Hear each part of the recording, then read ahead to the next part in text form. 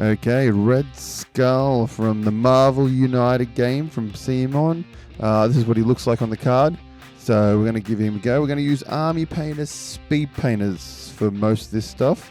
I'm just going to use this camo paint to colour his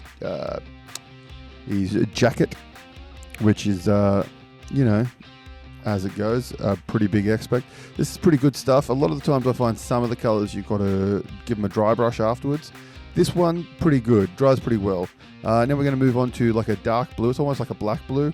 Going to paint his pant legs in his gloves. The biggest thing with speed paint, you just got to be really careful because it's got to be a white base coat. So you just got to be really careful. You only get it where you want it. Otherwise, you have to repaint it white before you can put the new speed paint on. So the black here, we're going to do his belt and his little shoulder strap and his boots, as you can see. The black is really good, especially if I painted a Venom on it and it looked fantastic. So here we're going to use this awesome red one to do Red Skull's Red Skull. And this stuff is wicked because it sits, like it soaks into the crevices and it just makes that skull pop. Like this one is fantastic, especially for this situation, for this big skull. Once it dries, it looks awesome. We're going to get a dark grey now and we're going to paint the whole dark grey, the base dark grey. So you can see like his skull there, now that that's dry, it just looks phenomenal. So get that all done. Then we'll let that dry and we will move on to painting. Oh no, we're gonna get the what's it called? A wash. That's what it's called.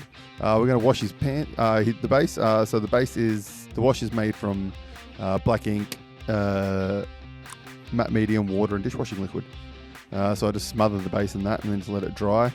And while that's drying, we will move on to doing all the little greebles on him. So the buttons, the little belt lock thing on there on his shoulder strap, and then also his belt on his chest.